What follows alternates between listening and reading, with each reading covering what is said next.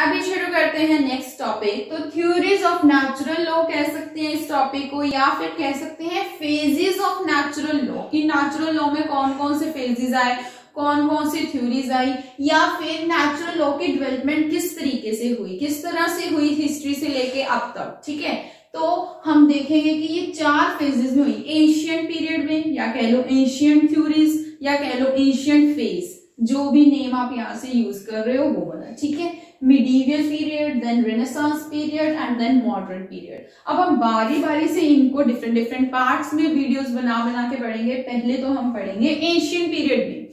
तो ancient period जो है ना, एंशियंट पीरियड जब मैं कह रही हूँ तो इसका मतलब आज से तकरीबन 2000 से 2500 साल पहले की बात कर रही हूँ। ठीक है, तो तब ग्रीक जो थी ना, ग्रीक से आया था नेचुरल लॉ का आइडिया। कैसे आया था वो भी सुनिए। ग्रीक में ना बार बार गवर्नमेंट बहुत जल्दी जल्दी चेंज हो रही थी।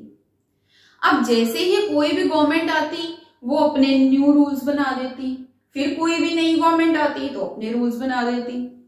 तो बहुत सी ना पॉलिटिकल इंस्टेबिलिटी चल रही थी वहां पे।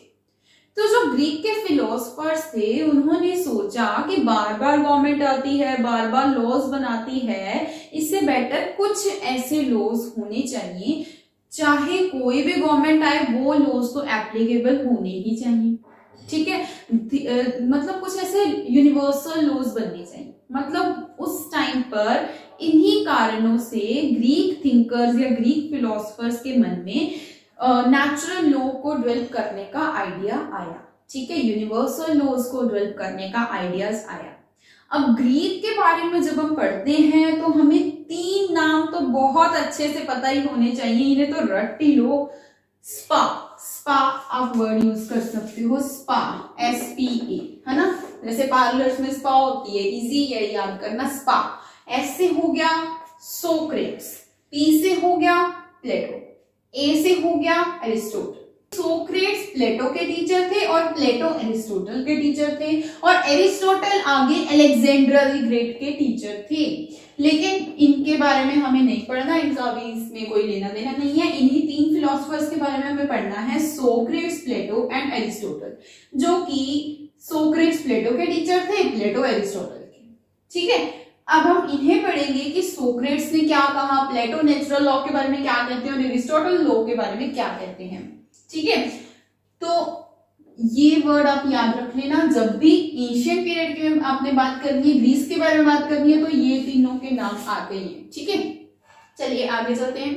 सोक्रेट्स के बारे में सबसे पहले बात करते हैं। सोक्रेट्स का चित्र आपके सामने है तो देख सकते हैं। सोक्रेट्स जो हैं इनका बर्थ 470 BC में हुआ था और इनकी डेथ 399 BC में। खैर ये इतना इंपॉर्टेंट नहीं है, इंपॉर्टेंट ये है कि इन्होंने बातें क्या कही।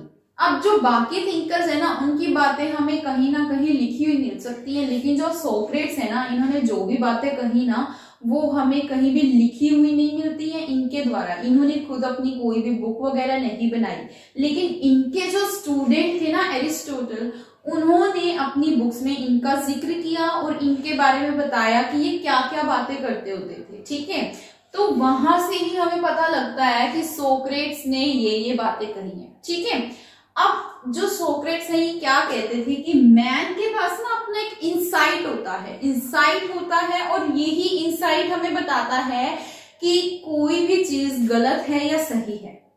ठीक है, अब हम किसी भी जगह पर कोई भी काम करने लगते हैं तो हमें एक मन से, एक इंसाइट से आवाज आती है कि नहीं ये काम गलत है, नहीं ये काम सही है, हमें ये करना चाहिए। ठीक है, तो वो जो चीज है ना, जो चीज हमें बताती है, दैट इज द इंसाइट। और सोक्रेट्स उसी इंसाइट के बारे में बात करते हैं कि हर मैन के पास अपना एक इंसाइट होता है और वही इंसाइट हमें बताता है that whether the thing is good और बैड।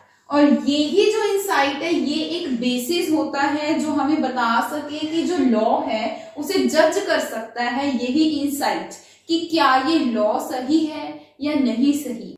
तो ये बात कही सोक्रेट्स ने।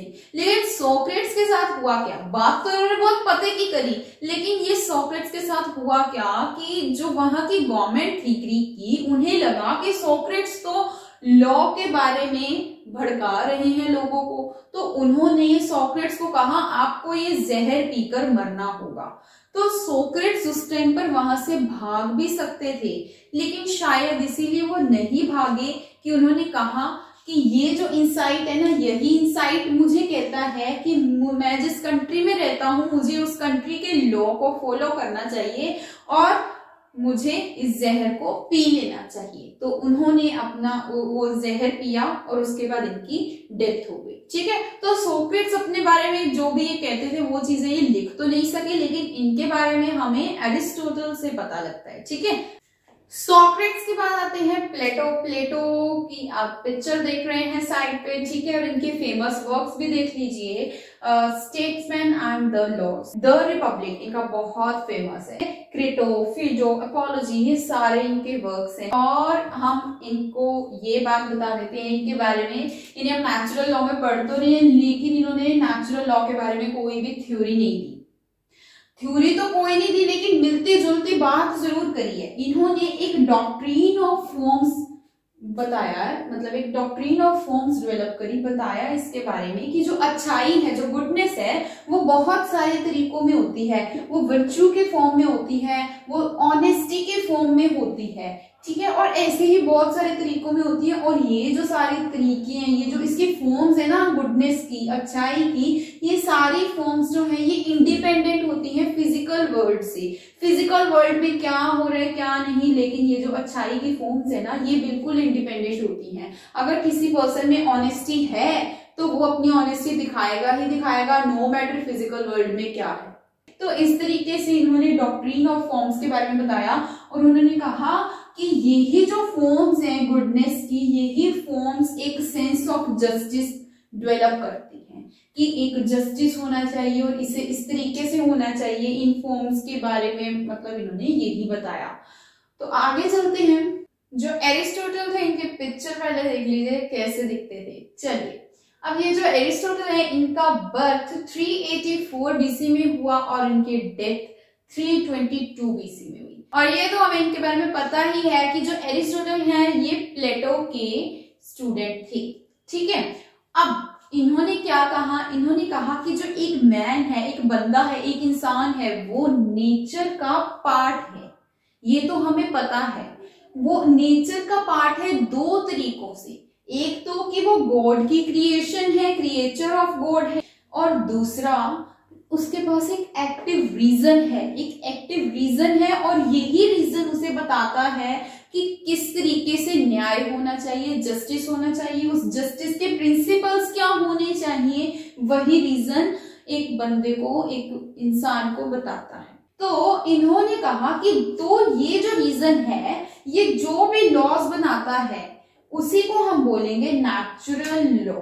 तो इन्होंने इस तरीके से बताया और आगे इन्होंने नेचुरल लॉ की डेफिनेशन दी। वो क्या दी, वो आपके सामने ये लिखी है कि that which everywhere has the same force. जहां मर्जी चले जाओ, नेचुरल लॉ के पास सेम फोर्स है, ठीक है, and does not exist by the people thinking this और दैट। चाहे आपका विश्वास, आप उस नेचुरल लॉ में विश्वास करो या ना करो, आप क्या सोचते हो उसके बारे में, इससे बिल्कुल भी उस नेचुरल लॉ को अफेक्ट नहीं पड़ता। ये तो जो है सो है और आपको ये ओबे करना ही पड़ेगा क्योंकि ये रीजन ने बनाया है। ठीक है, तो इन्होंने ऐसा कहकर ना रीजन के बारे में, एरिस्टोटल ने जब रीजन के बारे में बात करी ना, तो ये बात ना इनकी नेचुरल लॉ में एक बहुत बड़ी ग्राउंड के रूप में सामने आई। इन्होंने इस रीजन से बहुत सारे थिंकर्स को इंस्पायर किया, हेगल, कांट, स्टेमलर, इन सबको बहुत सबको इंस्पायर किया। अब सारी बातें हम ग्रीस के बारे में तो करेंगे नहीं, एंशियंट पीरियड में और भी बहुत सारी कंट्रीज थी, जैसे कि रोम आ गया। रोम में थे एक जीनो अपनी जिंदगी से बहुत ज्यादा दुखी हुए, इन्होंने सब कुछ त्याग दिया और उसके बाद इन्होंने स्टोइसिज्म के बारे में बात करी। जीनो ने स्टोइसिज्म के बारे में बात करी और जीनो के जो फॉलोअर्स थे, जो स्टोइसिज्म के फॉलोअर्स थे, उन्हें हम बोलते थे स्टोइक्स। ठीक है, स्टोइक्स एक ऐसे पर्सन हम कह सकते हैं जिन्हें दुख सुख खुशी गम किसी चीज से कोई फर्क नहीं पड़ता। वो मतलब कि कंप्लेंट नहीं करते, बस वो उसे भगवान की मर्जी कह के उसे बस जीते हैं उसी में। ठीक है, तो उन पर्सन्स को हम बोलते हैं स्टोइक्स। ठीक है, एक तरीके से संत लोग कह लीजिए। ठीक है, तो ये जो स्टोइक्स थे, इन्होंने कहा कि जो पूरा का पूरा यूनिवर्स है वो रीजन से ही गवर्न किया जाता है, रीजन ही हमें बताता है। तो बेसिकली इन्होंने, जो हमने एरिस्टोटल के बारे में पढ़ा, एरिस्टोटल ने बताया था रीजन के बारे में, इन्होंने उसी थ्योरी को आगे एक्सपेंड किया और इन्होंने कहा कि रीजन से ही पूरा का पूरा यूनिवर्स गवर्न होता है, रीजन से ही एक मैन अपनी कंट्री के लॉज बनाता है और उन लॉज को हम बोलेंगे पॉजिटिव लॉज। ठीक है, तो इन्होंने बताया कि जब एक पर्सन अपने रीजन के हिसाब से रहता है तो इसका मतलब वो नेचर के अकॉर्डिंगली रह रहा है, इसका मतलब वो लॉ ऑफ नेचर को फॉलो कर रहा है। आगे इन्होंने बताया कि ये हर एक पर्सन की मॉरल ड्यूटी है कि वो इस लॉ ऑफ नेचर को फॉलो करे ही करे। ठीक है, तो आगे इन्होंने ये कहा कि ये जो लॉ ऑफ नेचर है ना, ये यूनिवर्सली एप्लीकेबल है। आप किसी भी कंट्री में चले जाओ, पूरे वर्ल्ड में कहीं भी चले जाओ, ये यूनिवर्सली एप्लीकेबल है। इसलिए जो भी मैन लॉज बनाएगा वो पॉजिटिव लॉज जो होंगे उनको इन्हीं रीजन के अकॉर्डिंगली ही बनाना चाहिए। तो ये बताया स्टोइक्स ने। अब ये जो स्टोइक्स थे ना, इन स्टोइक्स का रोम में बहुत ज्यादा इन्फ्लुएंस था। तो रोम के जो ज्यूरिस्ट थे, इन्होंने ना लॉ को 3 पार्ट्स में डिवाइड कर दिया। तो क्योंकि हम रोम के बारे में पढ़ रहे हैं तो पहले तो रोम की भाषा भी तो समझ में आनी चाहिए ना। तो आपको बता दूं कि ये जो हर एक जगह पे आपको जस्ट वर्ड दिख रहे हैं ना, JUS, इसका मतलब होता है लॉ। ठीक है, तो इन्होंने, रोमन के जो ज्यूरिस्ट थे, इन्होंने क्या किया, लॉ को ना 3 पार्ट्स में डिवाइड कर दिया, just civil, just natural and just gentium. अब इसमें मतलब आप ये तो समझ गए लॉ, सिविल, मतलब ये क्या हो जाएगा, सिविल लॉ। ठीक है, जस्ट नेचुरल, जस्ट का मतलब लॉ, तो ये क्या हो जाएगा, natural law, civil law, natural law. और जस्ट जेंटियम का मतलब आप समझ लीजिए कि ये हो जाएगा इंटरनेशनल लॉ।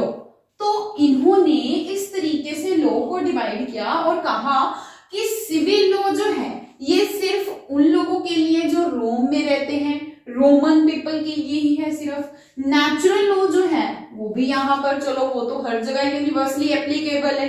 ठीक है, तो जब इन्होंने डिसीजन लेना होता था तो ये जस्ट सिविल या जस्ट नेचुरल के बेसिस के ऊपर लेते थे। और आगे इन्होंने, जब कोई फॉरेनर पर्सन आ जाए, अब फॉरेनर पर्सन के ऊपर ये क्या करते थे, उसके ऊपर ये जस्ट सिविल एंड जस्ट नेचुरल को मिला करके लॉज बनाते थे और वो लॉज वो एक फॉरेनर के ऊपर एप्लीकेबल होते थे। ठीक है, अब वो जो लॉज जो ये नए बनाते थे ना, लॉज, सिविल लॉ और नेचुरल लॉ को मिलाकर उन लॉज को बोलते हैं जस्ट जेंटियम या कह लीजिए इंटरनेशनल लॉ।